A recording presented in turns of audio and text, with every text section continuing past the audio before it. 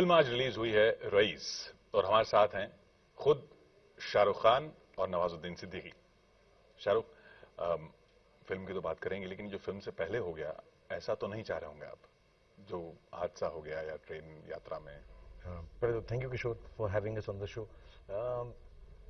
हाँ मतलब यार कौन चाहेगा, हम खुद सेंसिटिव लोग हैं और इतने सालों से काम कर रहे हैं। और एक बात जो मैंने सीखी इन 25 सालों में वो ये है कि जब इंसान पब्लिक फिगर बन जाता है तो रिस्पॉन्सिबिलिटी अपनी नहीं रहती, दूसरों के बारे में ज़्यादा हो जाती। और मैं खुद फादर हूँ, फैमिली मैन हूँ। किसी को तकलीफ पहुंचे हमारे फिल्म की तरफ से, मैं पिछली बार भी किसी को बता रहा था कि यार मेरा ये फर्ज है कि मैं फिल्म की रिलीज इतनी आराम से करूं कि पब्लिक आए आराम से खुशी से देख सके।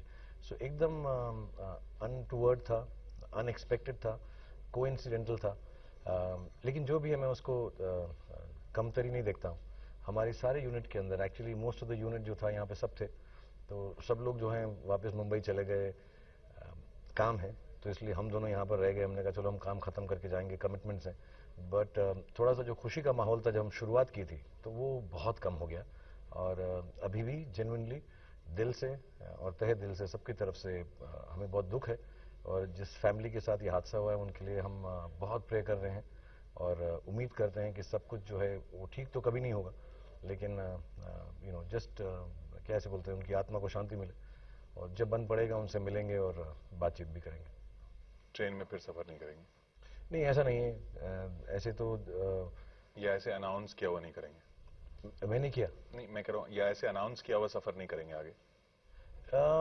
सी मैं पब्लिक फिगर हूँ किशोर, तो मैं जहाँ पे भी जाता हूँ, ऐसा मैं बड़ बोला नहीं बन रहा हूँ, पब्लिक आती ही है। और जैसे मैंने कहा हम हमेशा कोशिश करते हैं अपने यूनिट के साथ, लोगों के साथ बैठ के। मैं गाड़ी भी चलाता हूँ, मैं कॉलेजेस में जाता हूँ तो मैं लेडी सिक्योरिटी साथ में लेके जाता हूँ, क्योंकि लड़कियां होती हैं वहाँ पे, बच्चियां होती हैं, मेरी खुद की बेटी है यार, हम सबके फैमिलीज हैं। कहीं पे भी दिल में ऐसी बात नहीं है कि किसी को तकलीफ पहुंचे। और हम इनसेंसिटिव नहीं हैं कि किसी भी हद पर कहीं पर भी जाकर पब्लिसिटी हो जाए, वो दौर नहीं है हमारा, ना होना चाहिए। हम रिस्पॉन्सिबल हैं। मैं बहुत सालों से ये काम कर रहा हूँ, जैसे आप मीडिया में हैं, मैं खुद मीडिया में हूँ। तो किसी को दुख पहुंचे मेरी वजह से, फिल्म में भी लगे जैसा, फिल्म देखकर भी दुख हो तो मुझे बुरा लगता है। सो 100% और कोशिश करेंगे, सबसे और बात करेंगे, जितना केयरफुल हो सकते हैं होंगे। और ऐसे ही हम कह दें कि मैं तो घर के बाहर भी निकलता हूं तो 500,000 लोग होते ही हैं, मेरी खुशकिस्मती है।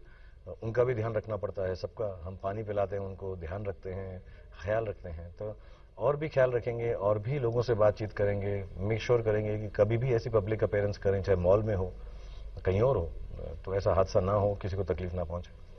नवाज, एक चीज जब आपको शाहरुख के साथ फिल्म में देखते हैं या सलमान के साथ देखते हैं तो सबके मन में सवाल आता है कि नवाजुद्दीन सिद्दीकी इतने बड़े जो ये खान साहब हैं इन सब के साथ क्यों फिल्में कर रहे हैं? आपको नहीं लगता कि आप अकेले जब फिल्में कर रहे हैं तो अकेले अपनी फिल्में चलाएं?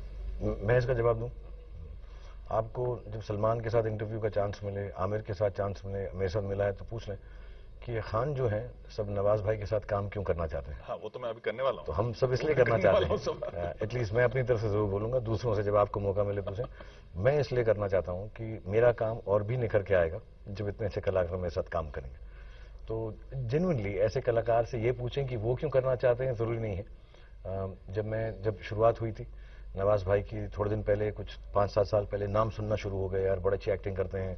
और तो मैंने भी देखा उनको, और बहुत खूबसूरत एक्टिंग करते हैं। तो जब मुझे बोला गया, मौका मिला, रईस के अंदर कहा गया कि हम नवाज भाई से पूछ रहे हैं, तो मैं जेन्युइनली बोल रहा हूँ, मेरा ऐसा था कि यार उनकी डेट्स की तकलीफ ना हो, एक बार आ जाएंगे तो मैं जो है, मेरा जो फन है वो और भी अच्छा हो जाएगा अगर मैं इनके साथ काम करूंगा। और जब जैसे आप कह रहे हैं फिल्म रिलीज हो गई है तो लोग तारीफ भी कर रहे हैं, मेरी भी कर रहे हैं, नवाज भाई की भी कर रहे हैं। मेरी तारीफ का आधा श्रेय इनको है और आधा राहुल को है। तो मेरे को बड़ा बुरा लग रहा है कि मैंने कुछ भी काम नहीं किया इस फिल्म के अंदर। नहीं तो ये सवाल मैं आपसे करने वाला था, और जो आपने बात छेड़ी दी है तो जिस फिल्म में जिस बड़े बड़े सितारे के साथ नवाज रहे हैं वो अपना एक अलग अपनी छाप छोड़ के जाते हैं। इससे एक बड़े स्टार को डर नहीं लगता ऐसे एक्टर्स से? बाहर से कैसा भी लगता हो, बड़ा स्टार वो होता है जिसको डर नहीं लगता। जो जेन्युइनली चाहते हैं कि उनका काम और भी बेहतर हो। मैं आमिर को भी जानता हूँ, सलमान को भी जानता हूँ, और बहुत दूसरे भी बहुत सारे स्टार्स हैं। ऐसा नहीं है कि सिर्फ खान ही है। सबका दिल बहुत बड़ा होता है यार। हमें मालूम है कि जब अच्छा कलाकार साथ में होगा तो हमारी कला भी बढ़ेगी। और हम दोनों थिएटर से हैं, और मुझे जब मौका मिला है और जब काम भी किया है, तो ये जो समझ है मेरी और भी बढ़ गई है कि अच्छे, जितना अच्छे कलाकार के साथ काम करोगे उतना काम अच्छा होता है। और हम 20-25 साल से काम कर रहे हैं, वो मुझसे भी ज़्यादा सालों से काम कर रहे हैं। कहीं ना कहीं पे एक हो जाता है कि यार ये अब हमें आता है, हमारा क्राफ्ट जो है अच्छा हो जाता है। लेकिन जब नए कलाकार जो इतने होनहार हैं उनके साथ काम करो तो क्राफ्ट भी बेटर होता है। तो वो सवाल जो रह गया, वो शोहरत। एक्चुअली मैं यही कहना चाहता था, शाहरुख साहब के बारे में यही कहना चाहता था। मैं अफकोर्स मैं काम करना चाहता था, मेरी ख्वाहिश थी कि मैं शाहरुख साहब के साथ काम करूं। उसकी वो फ्रेंकली मैं बता रहा हूँ, क्योंकि इसलिए भी था क्योंकि मैं छोटी छोटी फिल्में करता हूँ, तो ऑफकोर्स मैं उसके बाद जो फिल्में करूँगा तो उसको बहुत फ़ायदा होता है, क्योंकि शायद हमारी छोटे बजट की हाँ, छोटे बजट की फिल्में जो करता हूँ मैं उसको फ़ायदा होता है ऑफकोर्स। अब उसमें शाहरुख साहब की ऑडियंस में से अगर 2%, 1% भी मेरी फिल्म देख रहे हैं तो मेरी ऑटोमेटिकली हिट हो जाएगी मेरी फिल्म। तो ये एक टेक्निकल रीज़न ये भी था एक्चुअली। और जो नवाज भाई की जो अगर ऑडियंस है उसमें से 1% भी मुझको अगर पसंद कर दे तो लोग समझेंगे मैं अच्छा एक्टर हूँ। हम दोनों बहुत सेल्फिश हैं। ये फिल्म की जो थीम है, 80s के गुजरात की जो थीम है, इसको लेकर भी सवाल उठे कि ये क्यों थीम आपने चुनी, या ये कहानी आप तक जब आई तो क्यों आपने इसको करना मंजूर किया? राहुल साहब एक्चुअली नॉर्मल बड़ी रियलिस्टिक फिल्में करते हैं, परसानियां वगैरह।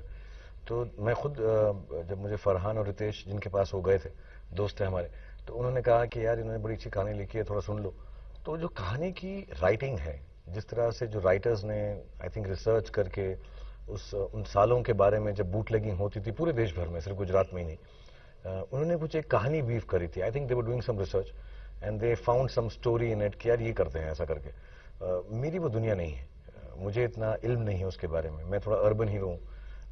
तो मुझको बड़ा इंट्रीगिंग लगा। एक्टर को हमेशा या अमूमन वो चीज़ अट्रैक्ट करती है जो उसके कंफर्ट जोन में ना हो। स्टार को वो करना पड़ता है जो उसे करना चाहिए, कि भाई हमें ये करना है, एक हीरो टाइप रोल करना है, वो करते ही हैं। लेकिन मैं जेन्युइनली बिलीव करता हूँ, थोड़ा बहुत छोटी मोटी जितनी आती है मैं अपने आप को एक्टर समझता हूँ।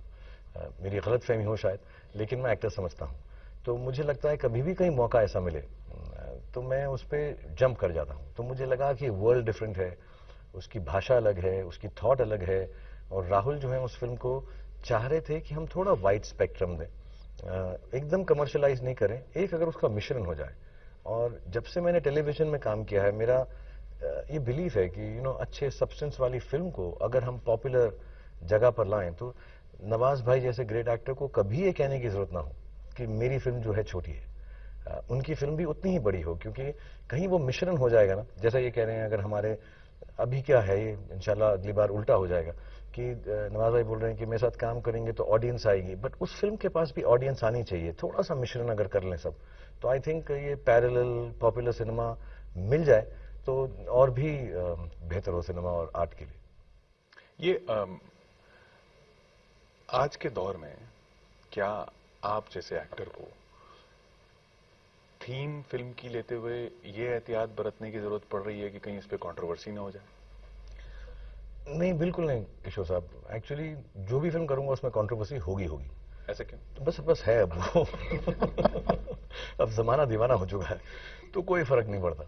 तो पहले मैं सोचता था कि यार ऐसी थीम सोचूंगा तो ये नहीं होगा, ये करूंगा तो नहीं। अभी वो जो भी कर लो, अभी क्या है, हम सबके पास बोलने की क्षमता आ चुकी है, शक्ति आ चुकी है, प्लेटफॉर्म आ चुका है। और दूसरी जगह पर जो सुनते हैं उनके पास ये फ्रीडम है यार, एक्सप्रेशन है। हम लोग फिल्मों में खड़े होकर बोलते हैं फ्रीडम ऑफ एक्सप्रेशन हो जाए, फ्रीडम ऑफ एक्सप्रेशन आर्ट में होना चाहिए, तो लोगों में भी होना ही चाहिए। कहीं ना कहीं पर उनको जो बोलना है, जो समझना है, जो करना है। लेकिन एक बात मैं जेन्युइनली पूरी फिल्म इंडस्ट्री की तरफ से कह सकता हूं, क्योंकि मैं इतने सालों से काम कर रहा हूं, कोई भी फिल्म मेकर या कलाकार फिल्म इसलिए नहीं बनाता कि लोगों को इंसाइट कर सके या परेशान कर सके। किसी में ऐसी वो नहीं है कि हम उनको उनकी सेंसिटिविटी को हर्ट करें। अगर हमको पॉइंट आउट कर दिया जाए, और बहुत एहतियात बरतते हैं हम, अगर हम आर्मी की फिल्म कर रहे हैं तो एहतियात बरतते हैं, गलतियां सबसे होती हैं। उनसे ग्रीन सिग्नल नहीं लेना, लेकिन अब ये नेताओं से ग्रीन सिग्नल लेना पड़ रहा है आपको या कई लोगों को? मैं सबको बार बार ये बोलता हूं कि मेरे 3 काम रह गए। अब मैं 25 साल से काम कर रहा हूं, तो मैं सीनियर हूं फिल्म इंडस्ट्री में, और मेरी 3 फर्ज हैं। उनमें से पहला यह है कि मैं कोशिश करूं अच्छी फिल्म बनाऊं, उसमें सबसे ज्यादा मेहनत करता हूं मैं, कभी कामयाब होता हूं कभी नहीं होता हूं। दूसरा फर्ज यह है कि मैं आपके जरिए, लोगों के जरिए लोगों को बता दूं, इन्फॉर्म कर दूं ये फिल्म किस बारे में है, क्योंकि टिकट महंगे हैं और यही एक ऐसा प्रोडक्ट है जिसमें आपने एक बार खरीद लिया तो पैसे वापस नहीं मिलते। आप शर्ट, जूते वूते सब वापस कर सकते हैं, फिल्म वापस नहीं कर सकते। देख लिया तो देख लिया, अच्छी ना भी लगे तो कुछ नहीं हो सकता। और थर्ड अब ये है, क्योंकि मैं आई थिंक मैं प्रिजम्पशस नहीं हो रहा, मैं भारतवर्ष के हर इंसान के दिलो दिमाग में छाया हुआ हूं, और प्यार से, 99.9% प्रेम से। तो ये मेरा फर्ज है कि मैं जब फिल्म रिलीज हो तो वो खुशी से मेरी फिल्म देखने जाए, कोई तकलीफ ना हो। जैसे मेरे बेटे बेटी चाहते हैं कि अगर वो जा रहे हो कहीं तकलीफ हो तो मैं बोलूं तो उसके लिए हर कोशिश करते हैं। वो मुझे कुछ भी करना पड़े, मुझे उसमें कोई नीचता नहीं दिखती। मुझे याद है अब 2-4 आप ही के जर्नलिस्ट दोस्त वो चढ़ गए कि ऐसा क्यों, ये क्यों मिलता है। हाँ मिलता हूं ना यार, कोई फर्क नहीं पड़ता है। मेरी फिल्म है, मैं चाहता हूं कि लोग उसे अच्छी तरह से देखने को आए। कोई दबाव में नहीं मिलता? कोई दबाव में नहीं है। मैं आपसे पूछने आऊंगा कल को, अगर आप पॉलिटिशियन बन गए, अगर बन गए तो मैं आपसे पूछने आऊंगा, आपको कोई एजेंडा है, कोई तकलीफ है, मुझे बता दें। अगर तकलीफ है तो आपको जो करना है कर ले, मुझे बस बता दें। तो मैं क्या है, सारी जनता को, आवाम को बता दूं कि भैया इनको तकलीफ है, तो प्लीज यहां पे मत जाना, हो सकता है कुछ आपको भी तकलीफ हो जाए। मैं किसी को परेशान नहीं करना चाहता, इसलिए मैं वापस उस सिचुएशन पे आऊंगा कि जो आज हुआ है, मेरे दिल में ऐसी बात ही नहीं आ सकती कि किसी को कोई परेशानी पहुंचे फिल्म की वजह से। सो आई फील वेरी रिस्पॉन्सिबल।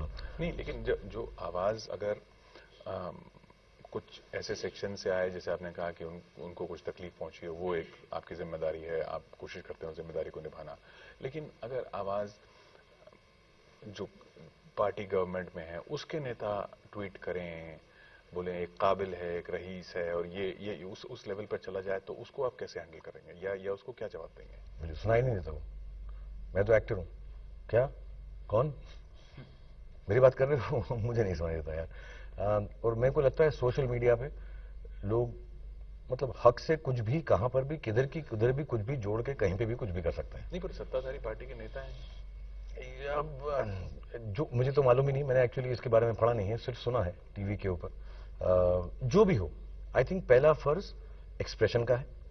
तो सोशल मीडिया पे मैं उनको एज अ एक्सप्रेशन पढ़ता हूं, क्या काम करते हैं, क्या नहीं करते, क्यों करते हैं। क्योंकि मेरे अगर ट्विटर पे कभी आप आए तो कुछ कुछ लोग ऐसी ऐसी बातें करते हैं, अगर मैं पता करूं वो कौन है तो हो सकता है मैं और भी शॉक हो जाऊं। तो मुझे पता ही नहीं करना है। सोशल मीडिया पे एक्सप्रेशन है, थोड़ा फन कर लो, थोड़ा जोक कर लो। अब मैं उसके बारे में कुछ कहूं तो मेरा भी वक्त जाया है, आपका भी वक्त जाया है, और ऐसी ऐसी खबरें बन जाएंगी जिसका कोई एक्चुअली सबका ही वक्त जाया है। तो मैं मीडिया का इंसान हूं जैसे आप हैं, और मैं जितनी भी सनसनीखेज बातें करना चाहता हूं मैं अपनी फिल्म में करना चाहता हूं। सारी सनसनीखेज बातें और रोमांचक बातें मेरी फिल्म में होनी चाहिए, उससे बाहर नहीं होनी चाहिए सचमुच।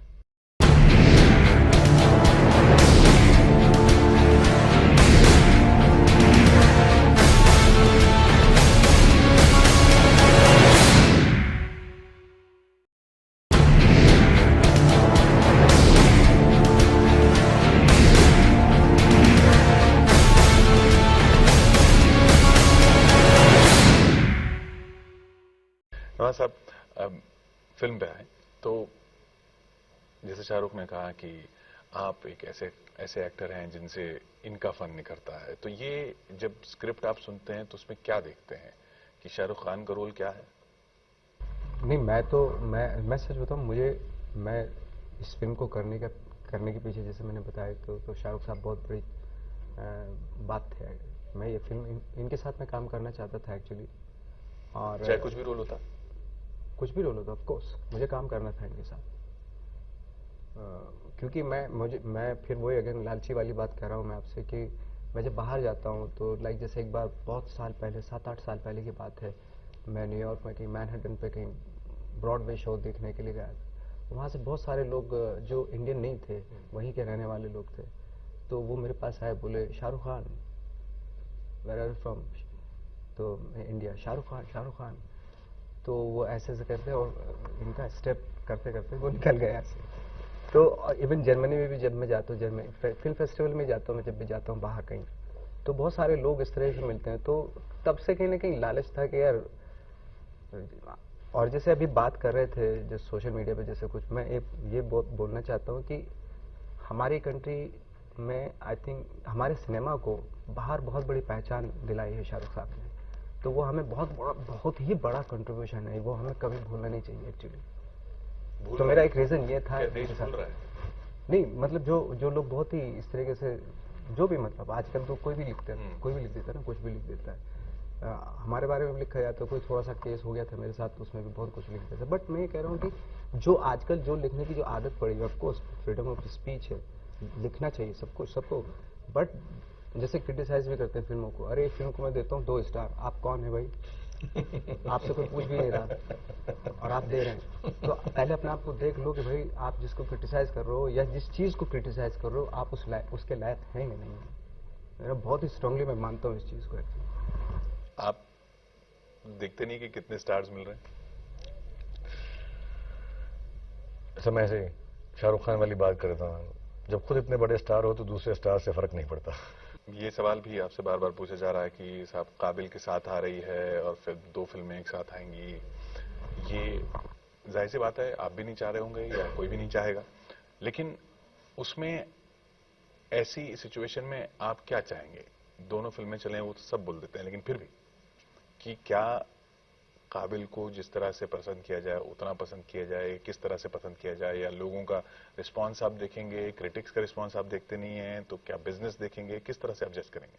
पता नहीं किशोर जी, मेरे को ऐसा है, ऋतिक दोस्त है, राकेश जी के साथ मैंने अपनी शुरुआत की है किंग अंकल में।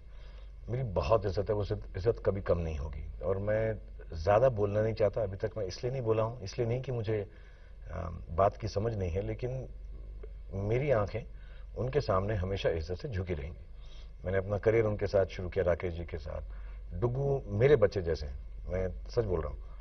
अब ये फिल्म अगर अकेली आ रही होती काबिल, तो मैं सचमुच यही कहता कि सबसे बेहतर फिल्म है। ऋतिक बहुत मेहनत से काम करते हैं, उनमें नई लड़की है, मैं उनको जानता नहीं, उन्होंने बहुत मेहनत की होगी। राकेश जी ने प्रोड्यूस किया। संजय मेरा पहला दोस्त है फिल्म इंडस्ट्री में, मैं उसके लिए बेस्ट विशेस सोचता करता।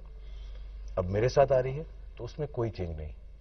मैं यही चाहता हूं कि वो, ऋतिक ने बहुत मेहनत की होगी, यामी नई है, उनका बहुत भला हो इस फिल्म से, राकेश जी प्रोड्यूसर हैं और संजय मेरे बहुत पुराने दोस्त हैं, इस पिक्चर का बेस्ट हो।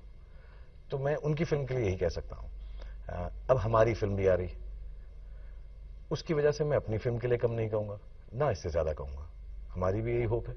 और मुझे ये भी मालूम है कि ऋतिक अगर बोलेंगे, राकेश जी अगर बोलेंगे, यामी जी को मैं नहीं जानता, संजय अगर बोलेंगे तो वो भी हमारे लिए यही बोलेंगे और यही उम्मीद करेंगे। अब इससे ज्यादा क्या हो सकता है? इससे ज्यादा सिर्फ यही हो सकता है कि बहुत जल्दी से 1,500 स्क्रीन थिएटर्स जो हैं और बढ़ जाएं। तो फिर क्या है, 3,500 में सारी फिल्में अकोमोडेट हो जाएंगी। अभी क्या है, 1,000 थिएटर्स कम है, 1,500 थिएटर्स कम है, और छुट्टी है, चॉइस है। होप करेंगे, जैसा होता ना कभी कभी, एक ही रोटी होती है तो मिल बांट के खा लेंगे। क्योंकि दंगल के एकदम बाद आ रही है और वो नहीं, उतना बिजनेस तो नहीं करेगी, तो मैं आपको भी बताता हूँ। मतलब अगर आप ये पूछ रहे हैं तो बिल्कुल नहीं करेगी उतना बिजनेस। ऐसे क्यों? उसका वक्त अलग है, सब्जेक्ट अलग है, टाइमिंग अलग है। ये फिल्म उस जोन की नहीं है, इतनी समझ तो सभी को है। उतना बिजनेस नहीं करेगी, उसके करीब नहीं करेगी। तो आगे शाहरुख खान क्या करियर पाथ देख रहे हैं? ये किस तरह की फिल्में, मसलन चक दे इंडिया के बाद ऐसा लगा, मुझे लगा, कई लोगों को लगा कि आपने कुछ अलग तरह की फिल्में जानबूझ के चूज करने की ठानी है कि नहीं, मैं इस तरह की फिल्में भी करूंगा जो पहले शायद नहीं कर रहे थे। क्या उसमें और आप आगे जाएंगे, या जो फिल्म आएगी, जो पसंद आएगी, उसको अपने हिसाब से करेंगे, या कोई ऐसा कुछ थॉट है?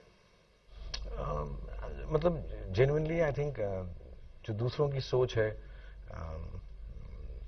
कि मैं ये करूं या वो करूं, वो मुझ तक शायद नहीं पहुंचती। आपको पसंद आ सकती है वो फिल्म, मैं बहुत थैंक यू कह सकता हूं, लेकिन मैं भी क्रिएटिव हूं, मेरा दिल करना चाहिए उस चीज के लिए। हाँ, वही मैं पूछना चाहता था कि आप किस तरीके से, या वही इसी तरीके से चूज करते आए हैं, वही तरीका अपनाते रहेंगे? जी हाँ, if it ain't broke why fix it. लेकिन अगर मैं वैसी बनाने लगूं जो समझता हूं कि वो चलेगी बॉक्स ऑफिस पे, वो मुझसे नहीं होगा। वो पहले भी नहीं हुआ है, और मैं एक छोटी सी बात कहूंगा, जब मैं मुंबई में आया था मुझे तरीके नहीं मालूम, तौर तरीके नहीं मालूम, नवाज भाई को नहीं मालूम।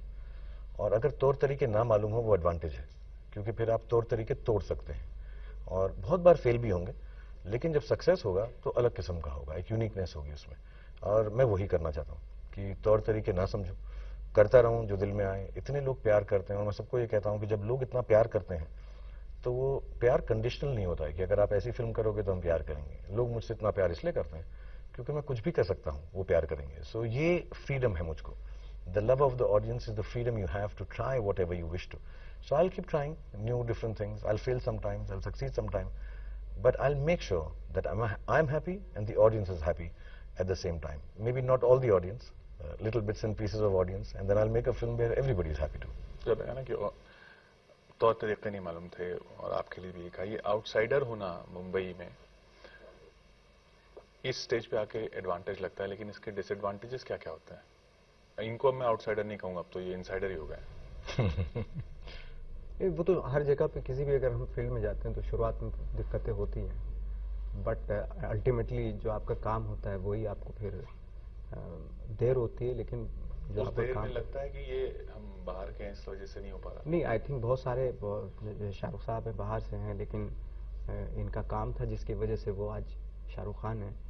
और हर आदमी का यही होता है, थोड़ा दिक्कतें होती हैं शुरू में, बट अल्टीमेटली जब आपका काम दिखने लगता है तो एक्सेप्ट भी करने लगते हैं ऑफकोर्स।